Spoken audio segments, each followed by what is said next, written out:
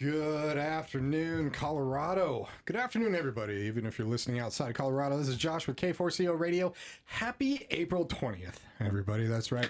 It is 420 Colorado. What are you laughing at, Joe? You live in Colorado now. Goodness gracious. I did not move here for the obvious reasons that most people moved here in the past 15 years. You moved here for the beauty. You weren't part of the 2012 surge of people. Exactly. Well, I totally forgot it was 420 until you said it. Until I said it. So your memory is kind of just as bad, though. So are you sure you don't? Okay, never mind. Well, hopefully you're having a great day. It's a wonderful day of music and a beautiful day outside, man. Another one, 3 in a row. Another one. We are just having gorgeous days back to back, ladies and gentlemen. We have a great interview coming up here. If you are listening on K4CORadio.com or the K4CO Radio apps, or one of the many internet radio directories that we are on, do know that you can switch to the K4CO Radio social media platforms and see our pretty faces. That is right. We are on Facebook, LinkedIn, YouTube, Instagram, and a partridge in a pear tree. We are all over the place, and we're even loading TikTok here soon. That's right. We are young people, and we play a lot of great music. So I am. You're look very at the young. white in your beard. Exactly. I don't know. You still look like a baby with that bald head. I love it.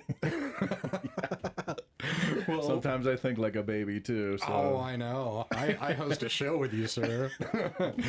We have in our studio Mr. Don Awalt. He's a business consultant and owner of Thorum Consulting. You can go to www.thorumconsulting.com and you can call 720-290-8088. We are going to say this information every once in a while for our audio listeners, but for the video, we're going to throw this on the screen every once in a while. Don, how are you today? I'm doing wonderful. Nice. Well, thank you for coming in. Absolutely. I love the hat, I must say. You took the words right out of my mouth. I don't know if I could wear that and get away with it and look as good as you. And Probably you. not. No. All right. I need a mask, right? That's what I need. You're a baseball cap guy. I'm a baseball cap You guy. are. Definitely. You're not feeding my ego. What's that? You're feeding my ego. That's what we do here. I mean, that's our job.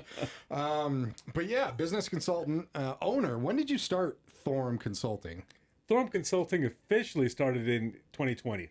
2020. Okay. Been in business for about 6 years. Yeah, 6 years. Okay. Been consulting, though, for all my career.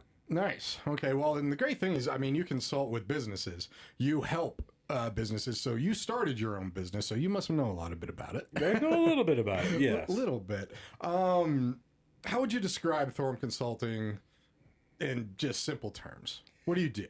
Real simple terms, business owners have a lot of hats to wear, a lot of things to think about.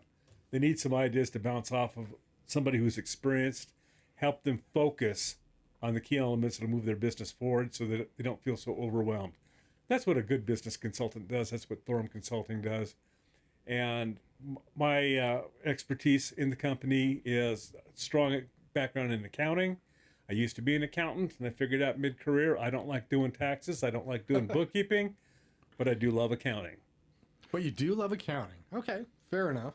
I just want to add, I think business consultants, for the most part, play devil's advocate too, right? Is that part of the definition? A little bit, yes. We're finding some of the problem areas, the danger spots, bringing those to business owners' attention so that they can do something about it proactively. Right. Well, one thing is that, I mean, Joe and I, of course, we know what it is to start a business. I mean, starting this one has definitely taken some years off my life, been one of the most stressful things I've done, but one of the most rewarding. What would you say, what's the best advice you can give someone who wants to start their own business that a lot of people just overlook? They find out the hard way, like most people. Yeah, it usually starts with somebody who's learning a trade, learning a skill. It could be anything. Thinking, well, I could do this myself. Mm-hmm. One of the best pieces of advice I could give is a concept called the runway. How long's your runway? Okay. What's a runway? So you think about a plane taking off and needs an adequate runway.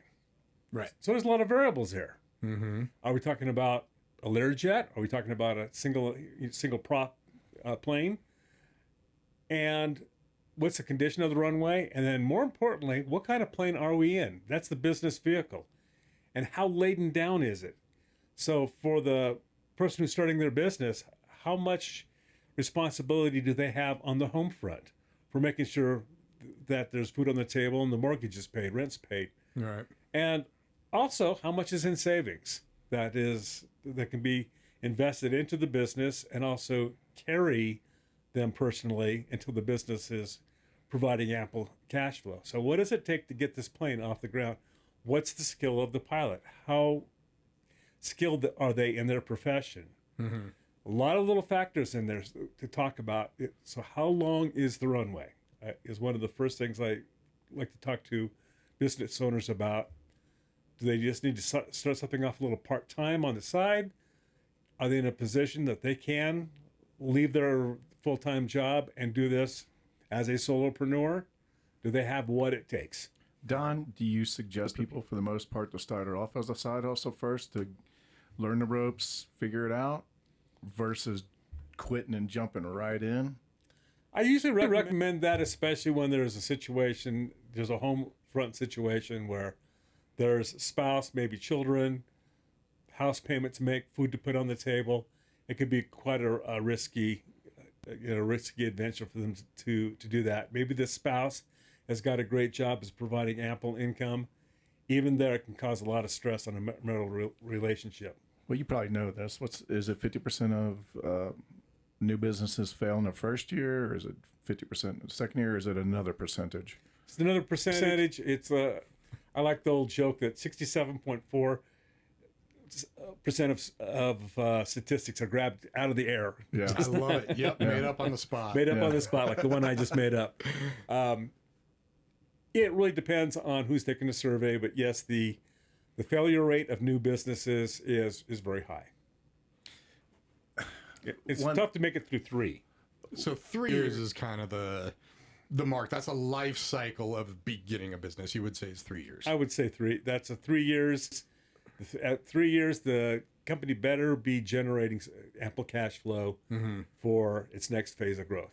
Do you find differences when it comes to what industry it's in? I know restaurants, it's really hard, and I've heard, if a restaurant's making it after 5 or 6 years, then you're good, just because of the type of industry it's in, compared to, say, tech world today, the IT world, construction world. Do you find there's a difference there? A big difference. Or you think of somebody who's has a degreed profession, with license, like an attorney or a doctor or somebody like that, could be different.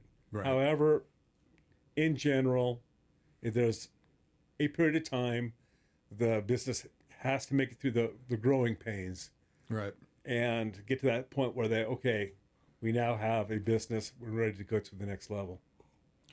I say one of the most important things to do is research.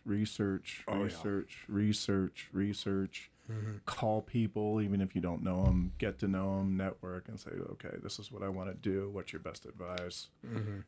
What hurdles? I don't know, maybe take at least 6 months, if not a year, in research first. Right. How long did you research before you started? Before starting this, I researched with the founders for 6 months, and then built our business plan.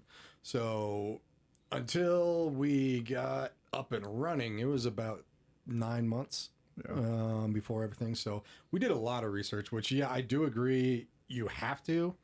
And another one I throw out there is, you said networking and community, which is absolutely huge. You would agree. Yes, and Josh, you brought up a good point, is having a mentor. Somebody who's been successful in your business, talk to them. Well, why would they want to talk to me? They do want to talk to you. It's very interesting that the mentors, the people who are successful, have a lot of information to share and want to share it. Right. They've got a story. They'd love to share it. Most important thing with the mentor, though, is when they give advice, take it, act upon it, and report back to them. Right. What would you say is one of the... I want to ask all of us here real quick, some of the best advice you have been given about starting a business, or that you gave about starting a business? I would say that the best advice I have ever been given was, if it can be measured, it can be improved. Oh, I like that. And a second sentence is, everything can be measured. That it can. Very nice. Yeah, I love how you say mentor. Of course, I had an uncle of mine who was kind of a mentor. I mean, he he's an entrepreneur. He started a few businesses, very successful, and he was just kind of a mentor outside of the field, just business in general. He told me that what you think it's going to be, it will never be that, and you have to make sure to adapt and change and go with it. Yeah. Which was amazing. And then Change is the most important word that you said. yeah, exactly. By 'Cause far. everything does change, and if you're stuck on what you think it's going to be, what you want it to be, and you're not changing, then it's just going to drown. This one just popped into my head. Business plans seem to be all the rage. Honestly, I've seen people sit down and do 40-page business plan.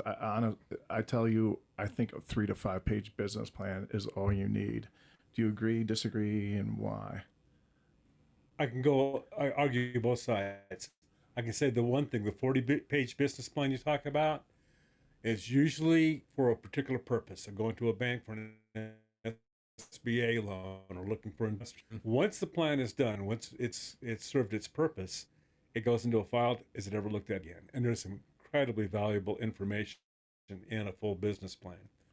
I like what I call a working plan that is a shorter term duration, and it lays out some of the goals the company wants to achieve, some of the obstacles it may face, and a strategy of what those if those obstacles were to present themselves, some strategies to get through them. One of the things that is very important for all businesses, though, is they need to know who are they selling to, what purpose, what need are they filling, where are those customers, what are those customers' buying habits, where do they make their purchase? Because if we're somebody I'm talking to right now who's been selling on Amazon for quite a while, did quite a good job of selling on Amazon. Sales have dwindled drastically over the last 2 years to about a third of what they used to be. Oh, really? I didn't know. Competition came in. Yeah. The people who are shopping on Amazon, I don't know about you guys, when I go on Amazon, I'm looking at price. And the price is a factor in my decision. So if somebody's coming in with a similar product, even if it is a trademark violation, does this company have the legal resources to go after that trademark violation? Competition comes in, undercuts them on price, sales go down. So where is their customer who will appreciate this product, this company, this branding? Where do they find them? And they've got to get their marketing in front of the customer that with those buying habits that they want to sell to. Right. I've also been burned on Amazon too. If they sell something similar and I go for the cheaper one and it becomes a cheaper product. Yes. That's one thing about Amazon is you can definitely get burned on that. Yeah, well, and guess what? Amazon has just accelerated the entire purchasing and buying experience of a mass of sellers and buyers. What's on Amazon has been in the marketplace since there were marketplaces thousands of years ago. Right. Somebody is selling a widget, and an entrepreneur sees that widget is getting sold. Other side of the marketplace, selling widgets for half that price. Right. And it's a lower quality widget, but somebody says that's okay. I don't need the high quality widget. I can go with the lower quality widget, or they take a chance on it. These widgets aren't as good as the widgets I bought from company A. Right. Still, it's been happening forever. Try to find a quicker and less expensive way to get to the same market that somebody else is successful in. I want to just take a sidestep before we go any further. Don, you're a business consultant. You're talking to C-suites and owners of businesses, but you're also a fractional CFO. So go ahead and define fractional CFO for the listeners. Let's define what CFO is. Yeah. That's Chief Financial Officer. So this is a person who really knows the numbers of a company. And it's taking a look at money, and money is just another resource in the company. You've got labor, human resources. You've got your materials that are used in products. You've got a number of different resources that are available to make a business successful. Well, money is one of them, and money being used the proper way. So proper use of financing, watching costs, keeping costs down, and knowing where the money's going to be coming from and when it's going to be coming. This is kind of the realm of the fractional CFO, or of a CFO. A fractional CFO is somebody who does it part-time. For a company to really be able to afford somebody who very often carries a CPA designation, that could be $150,000, $200,000 a year is very common starting salary for a CFO. Mm-hmm. Smaller company, a company that's under 5 million in annual sales, that's a hefty line item, very hefty line item. So what do? That's where fractional CFOs come in, and for a fraction of the cost, provide those services. And because the company's smaller, it probably is not a full-time position. It's a position that only takes maybe a couple of hours a week. Right. Gotcha. Are you doing fractional CFO for 3 to 6 months, or is it just like I'm doing this and then kind of on a contingent basis, basically forever? Usually, my clients we'll work together anywhere from 6 months to 2 years. Okay. And then take a break. Yeah. Right. And I've got clients that I was working with 4 or 5 years ago coming back around saying that, okay, we're looking at acquiring a company to roll into our operations. We just need to figure out the numbers to make sure that they work. Or they're looking at adding a new product line. Or they're going to be doing an expansion. We're going to get some warehouse space. We're going to be hiring some people. What do the numbers have to do for us to be positive cash flow? And I take it a lot of that job too is going into a business and figuring out, looking at all the books and with a different set of eyes than the people who are really invested in it, really passionate about it. I think a lot of times business owners can kind of just forget about the numbers, and you would come in and show where they need to save money, where they can move money, filter money. I mean, we all know that starting a business, money is king. I mean, money is absolutely huge. What is one mistake that you see business owners make over and over with money, especially new businesses, would you say? Is biggest mistake that they make is they do not put enough emphasis on good bookkeeping. Okay. As a fractional CFO, another position is a fractional bookkeeper. Mm-hmm. If they're not able to afford a bookkeeper full time, so many bookkeepers out there have multiple companies they keep books for, and it's critical. Even if the business owner really doesn't understand all the intricacies of financial statements, they understand their profit and loss. Here's the money came in. Here's the money that went out. Mm-hmm. As to how those numbers got there, they may not fully understand it. They really don't need to. All they need is just some basic 10,000 foot level information of here's what we brought in sales compared to what we expected. Here's the profit that we made compared to expected. What do we need to do to make some adjustments? It gives them a better idea of how their business is doing when they've got accurate numbers. Without those accurate numbers, they're flying in the dark. Just on that note, how often should owners examine their financials statements, however you want to call it? Once a month? Once every 2 weeks? Once a month is good. Yeah.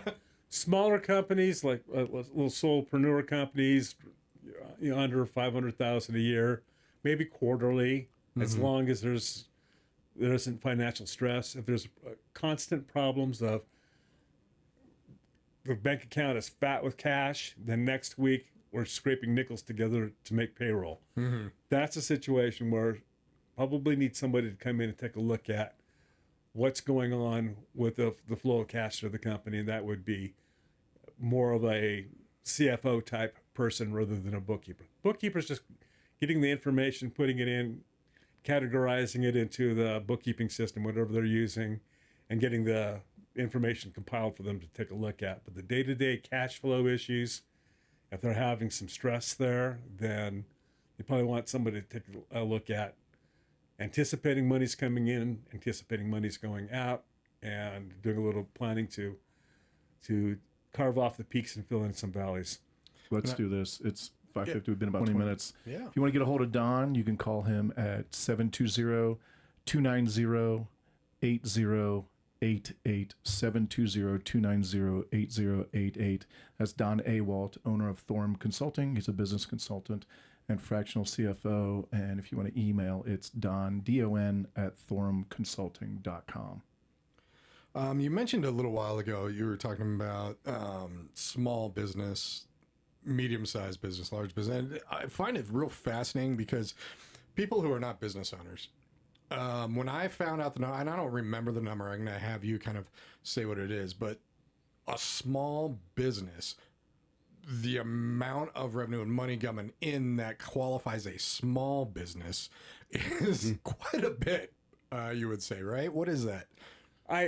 It always amuses me when I'm talking to somebody, maybe as an IT professional, and they say, well, we serve, small to mid-sized businesses, and I zip my lips because I don't know what they're talking about.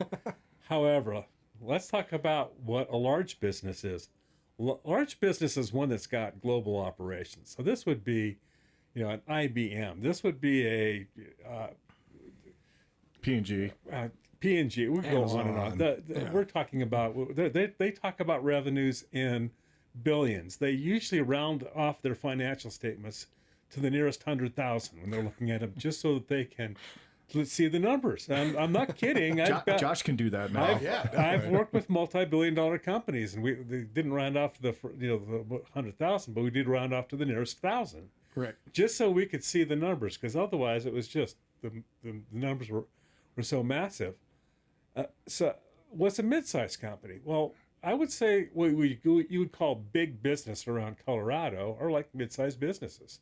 So they could be the companies up in that realm of over 50 million to 500 million. That could, and then companies smaller than that easily could be called small business. It depends on the industry, very much so.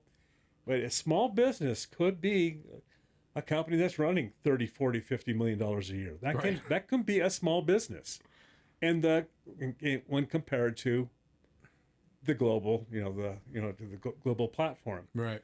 And I focus on small business because the Small Business Administration has identified that 99 out of 100 companies open to do business in the United States are small businesses. Now, wait a minute.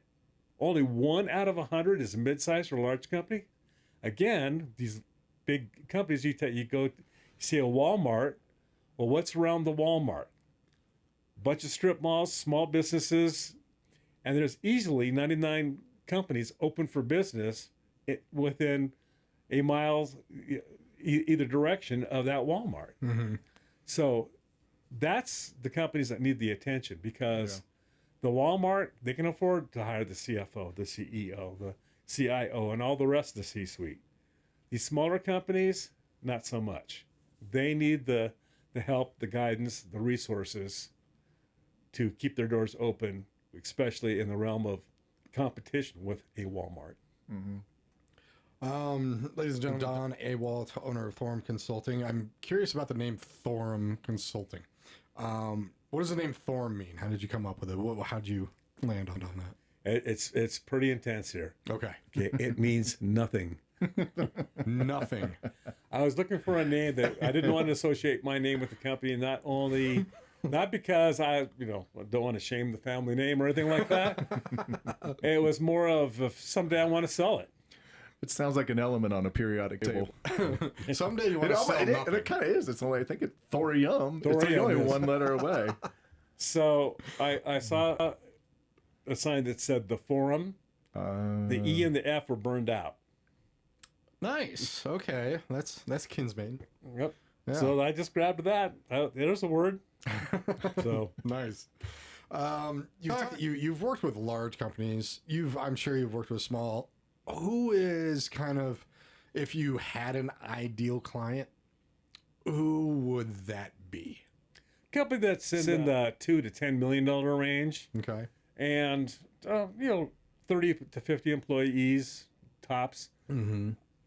After that, they're probably in a pretty good position to hire their own financial officer or somebody at the helm full time take Right. care of the numbers. Would you ever go full time? Nope. I like it. I love it. Nope. And the industries I like companies that build things. I've been in the construction industry my entire career. Mm-hmm. So I like companies that build things, but not necessarily construction companies. I've been able to help out manufacturing companies and fab shops. Been able to help them out a lot. So a lot of it is about growth. I mean, I looked at your website and everything. I mean, growing these companies, how do you help clients grow without overextending themselves? Because there's always room for growth, correct? So how do you go in and help these clients to grow without, overextending themselves? I don't know a better word for it right there. So have a plan. Crystal ball. So let's take a look at where we want to grow to. What's that going to look like in sales? What's that going to look like in costs? What are our margins going to be? And project out a set of financial statements of what we want to get to. Here we are here at point A. We want to get to point B. Right. What has to happen? Do we need extra space? Do we need extra staff? What about our suppliers? Will our suppliers be able to meet the demand of going into those sales? If we're going to increase sales, who are these customers going to be, and why aren't they buying from us now? Start asking all those questions of what it's going to take to get from that point A up that slope to the next level of point B. I'm sure a lot of it is actually small steps. I've heard that a lot of it is what you can do a little bit right now.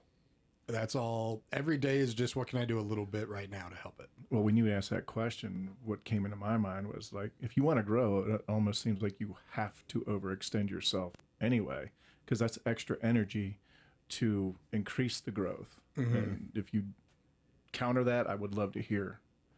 It just feels like you have to if you want to grow. It's not so much overextending. It's a matter of using the tools at your disposal.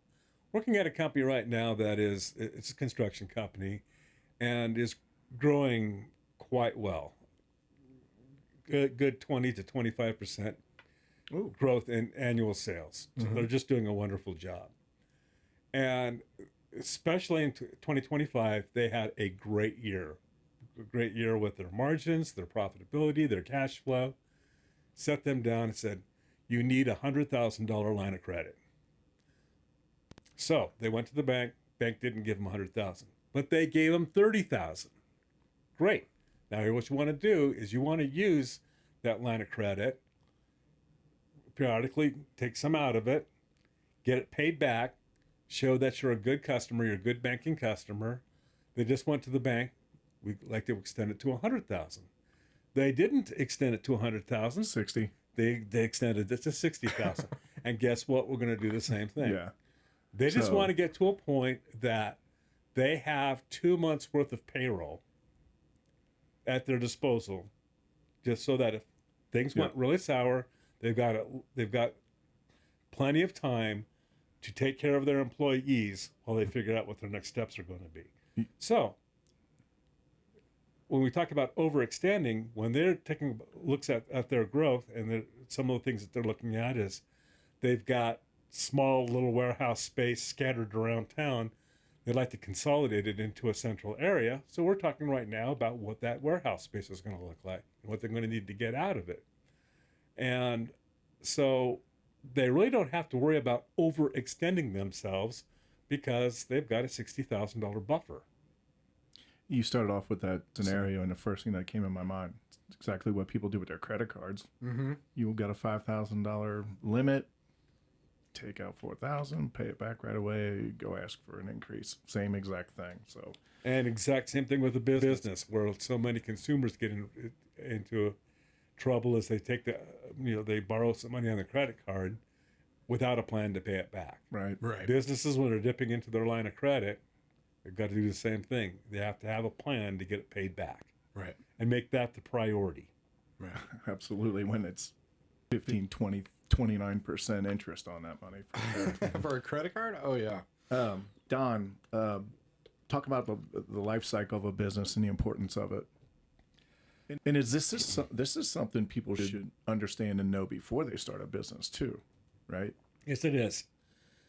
There's a great series of books by Robert Kiyosaki called Rich Dad Poor Dad. Yeah. And one of them is called the Cash Flow Quadrant. So a lot of this is, I'm giving credit to the idea that's where I got it.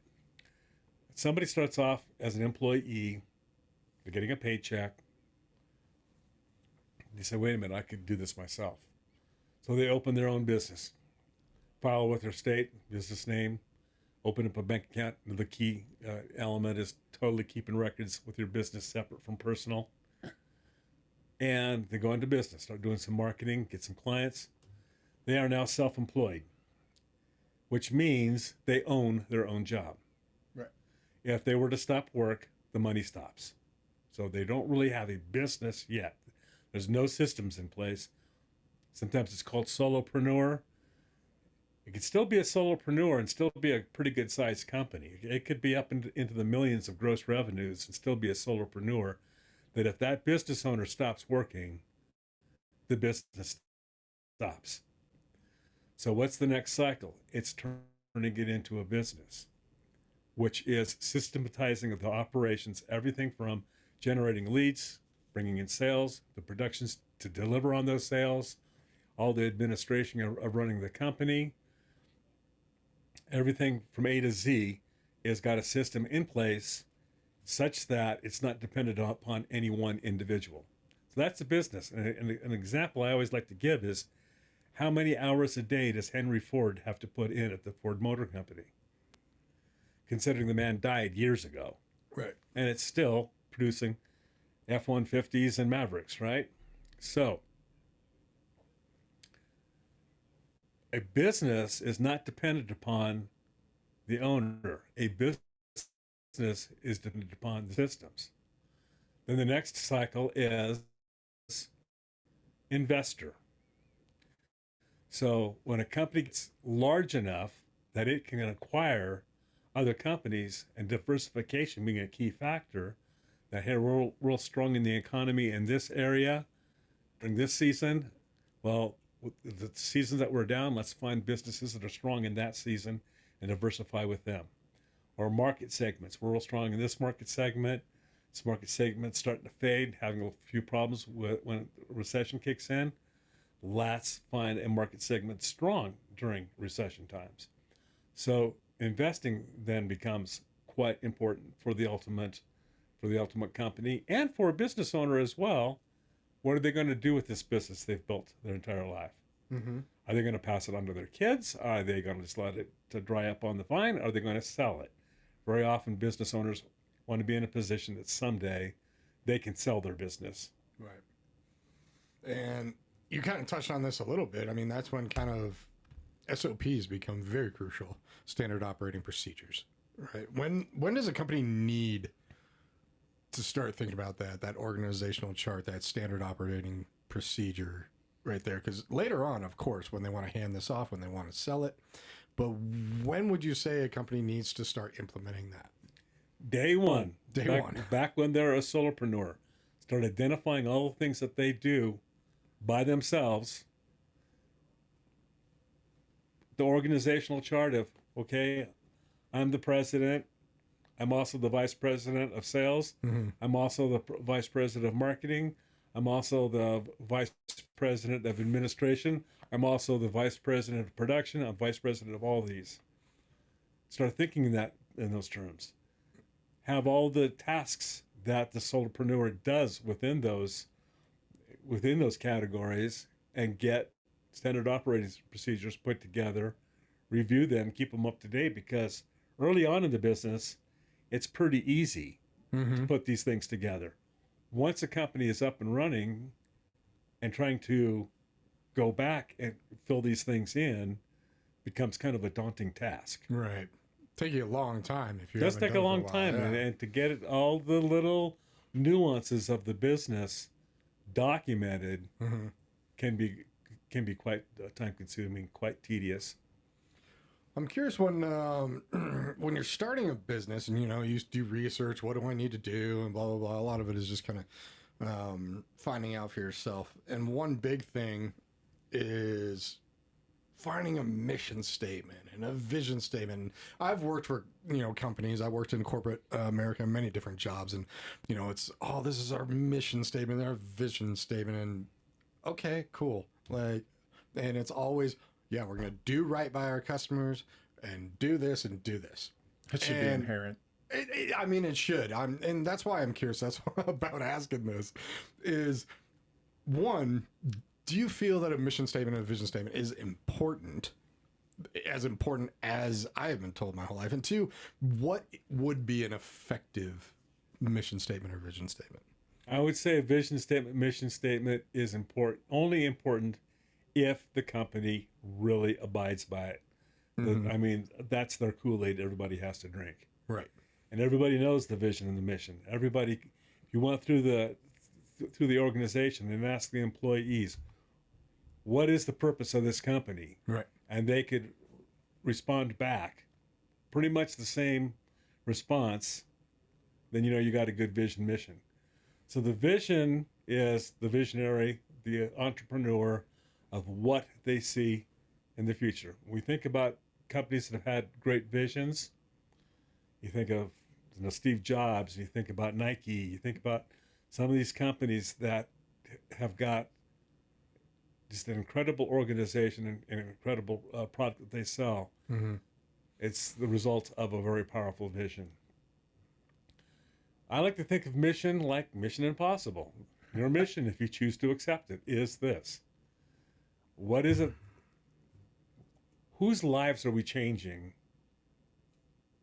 Is the question that's answered in a mission statement. Whose lives are we changing? Whose lives are we changing? Okay. And the vision then is, how are we changing them? The vision is what is the world going to look like when these lives have been changed?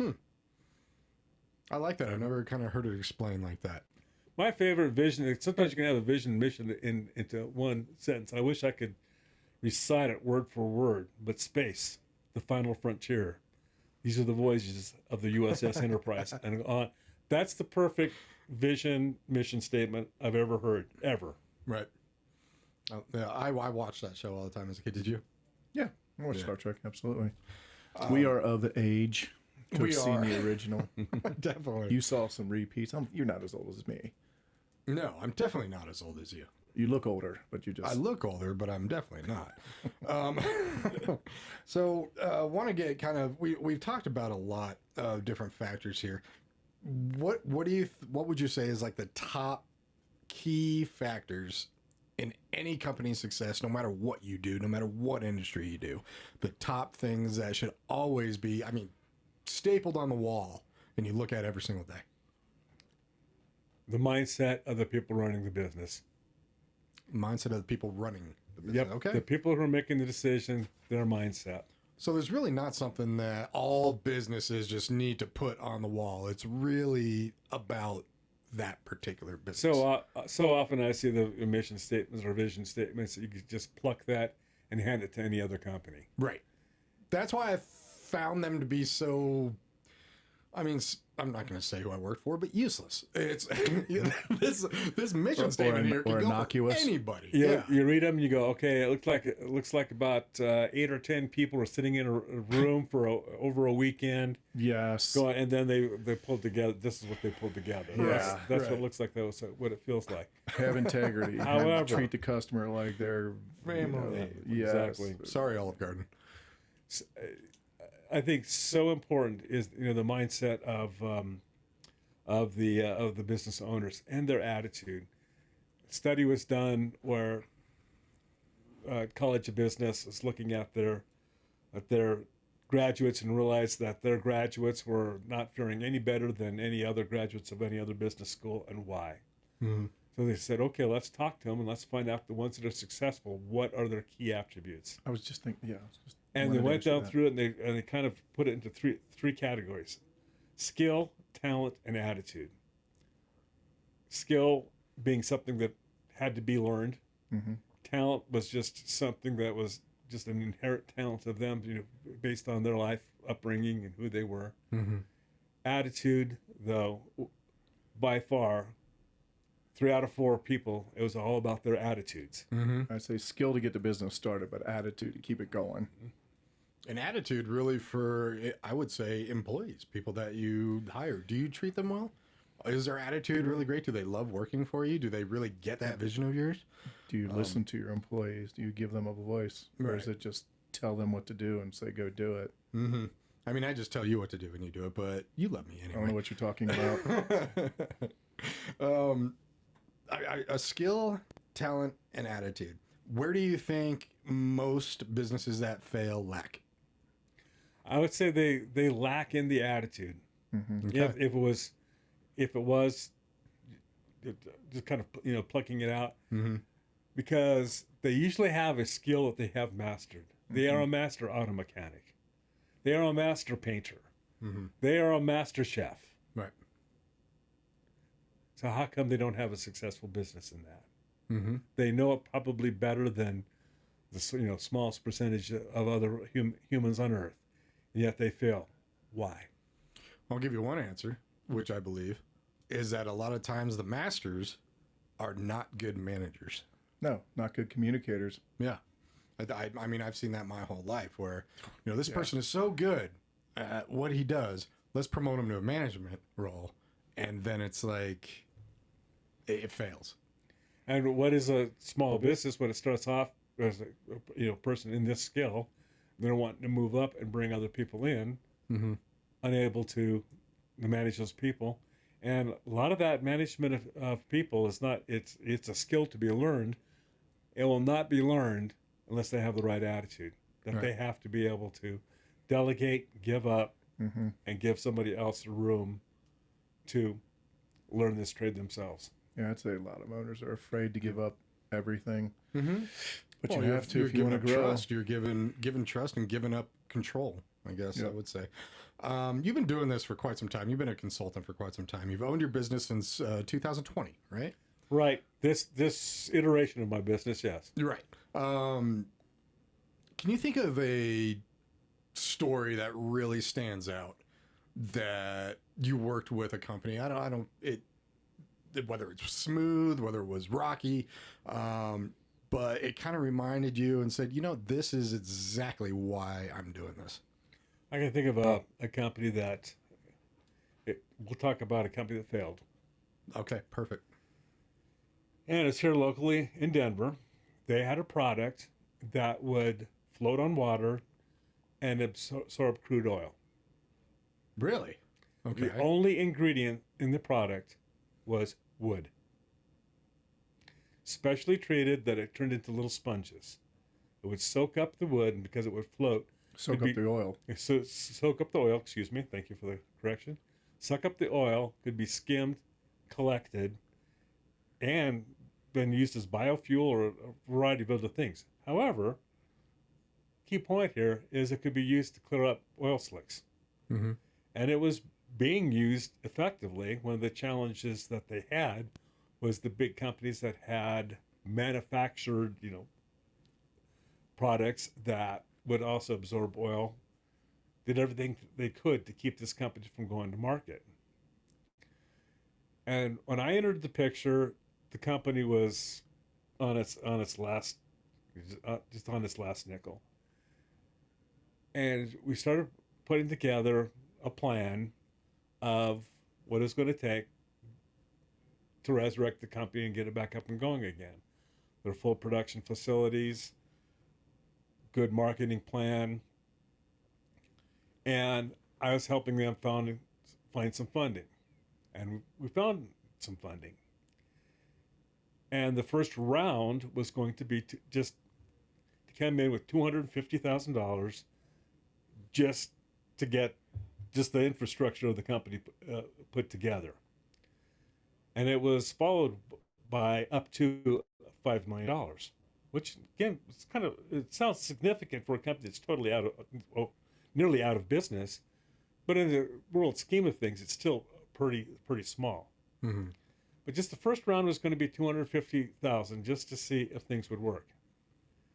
And the owner would not bite on it. He would not take it because this company wanted full control They wanted full voting right of the company, and this guy would not give up control. And I don't know about you, but if there's a company that is been around for a while and they're on the last nail in their coffin, and I'm going to come in with $250,000, I want to call the shots. Yeah. That's reasonable. It's very reasonable. That's what venture companies do. That's what investors, they come in, they bring in their expertise. They loved the idea, they loved the product, and they saw some potential. Just a little test with $250,000. What could we do? And the owner wouldn't bite on it. A year later, that owner had a stroke. 6 months later, he was dead. Meaning, so was that company, so was that product. He owned the patent on it. Right. The state's got the patent, but are they going to do anything with it? Right. No. So, great idea. It's gone. Someone once said that the most valuable real estate in the world is in cemeteries. That's where all the great ideas have died. Oh, wow. I've never heard that before. That's a good one. That's a good quote. I can see relinquishing many different aspects of control is very tough, but I can see how success can follow, because when you relinquish control to somebody that you trust, that also believes in what you're doing, they can really help take it off with you instead of you just keeping that control in that. I wouldn't be shocked at how many businesses kind of died because of something like that. Many. Right. Many. They just, it's their baby. They don't want to give it up. Right. Well, ladies and gentlemen, we've been talking with Don Awalt. He's a business consultant, owner of Thorum Consulting. That's www.thorumconsulting.com. THORUM. You can call 720-290-8088. Works with many different sizes of business. And if you are, what would you say if an owner is contemplating not just, hey, we're running out of money, we need a plan. When it comes to your ideal clients, talk to the businesses out there where it's just like, this, you need to call me if this is happening. Definitely if you're feeling some stress, either cash flow stress, time stress, where the business is pulling away from the family. I talk with business owners about that quite a bit. As how can they shut off their lights in their business and also shut off their business in their mind so they can go home and spend time with their family. Right. It's with those stresses, there's a lot to think about in running a business. And it's my job to help a business owner focus on those key things that will move the needle today. I love it. Free first consultation. Oh, yes. Usually the first few consultations are complimentary, because we got to find out if we're a fit for each other.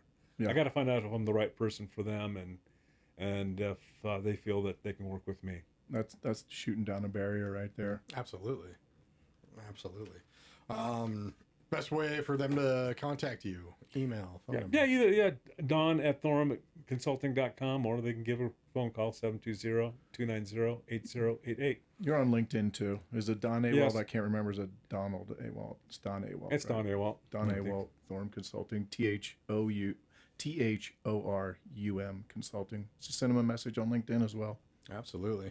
Thanks for coming on. We really appreciate it. Honestly, we could go 2 or 3 hours. I'm sure we could. I think we've bored the audience enough here. I think the greatest thing about entrepreneurs, business owners, is they love talking about what they do.